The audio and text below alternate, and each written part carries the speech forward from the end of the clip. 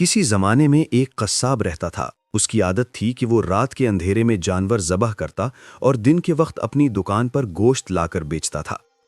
جانور ذبح کرتے وقت اس کے کپڑوں پر خون لگ جاتا، مگر وہ ہمیشہ گھر جا کر خون آلود کپڑے بدل لیا کرتا تھا تاکہ کوئی شک نہ کرے۔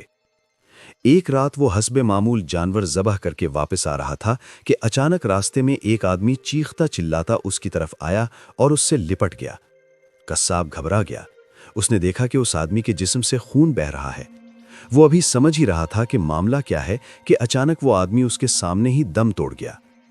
قصاب نے غور سے دیکھا تو اس آدمی کے جسم میں ایک چھری پیوست تھی۔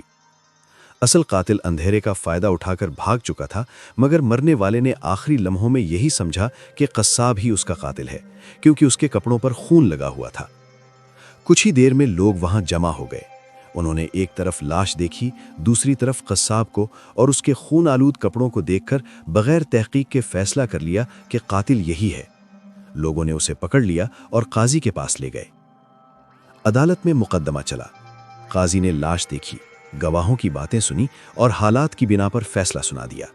قصاص، جان کے بدلے جان۔ قصاب کو پھانسی کی سزا سنا دی گئی۔ جب قصاب کو مجمع عام میں پھانسی کے تختے کی طرف لے جایا جا رہا تھا تو اس کی آنکھوں سے آنسو بہہ رہے تھے۔ پولیس آفیسر نے اس سے پوچھا، کیا تم اپنے جرم پر نادم ہو؟ قصاب نے آہ بھری اور کہا، ندامت ضرور ہے، مگر میں اس آدمی کا قاتل نہیں ہوں جس کے بدلے مجھے سزا دی جا رہی ہے۔ میں کسی اور قتل کا مجرم ہوں۔ یہ سن کر پولیس آفیسر چونک گیا اور اس نے قصاب سے پوری کہانی سنانے کو کہا۔ قصاب بولا، میں آج سے 20 سال پہلے کشتی چلایا کرتا تھا۔ ایک بہت بڑا دریا تھا جس کے ایک کنارے سے دوسرے کنارے تک میں لوگوں کو پہنچایا کرتا تھا۔ ایک دن ایک عورت اپنی جوان بیٹی کے ساتھ میری کشتی میں سوار ہوئی۔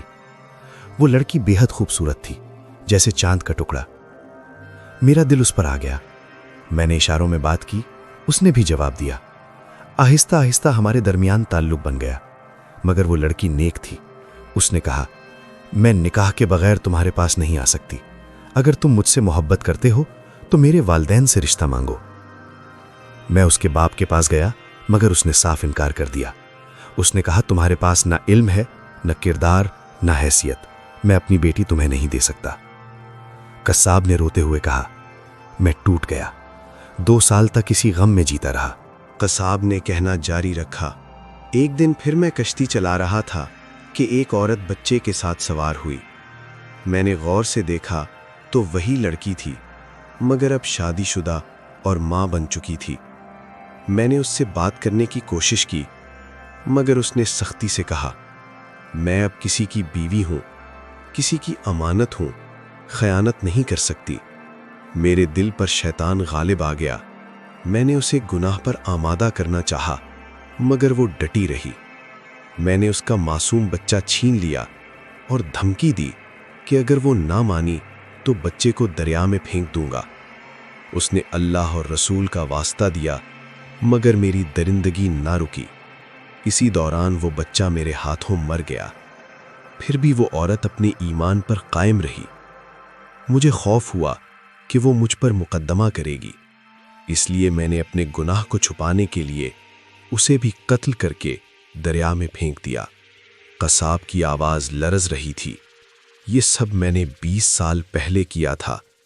خوف کے مارے میں نے کشتی چلانا چھوڑ دی اور قصاب بن گیا۔ آج میں اس قتل میں بے قصور ہوں، مگر اللہ نے مجھے میرے اصل گناہ کی سزا دے دی۔ پھانسی کے تختے پر کھڑے ہو کر اس نے آخری بات کہی، بے شک اللہ کی لاٹھی بے آواز ہوتی ہے، مگر جب لگتی ہے تو نسلوں کو ہلا دیتی ہے۔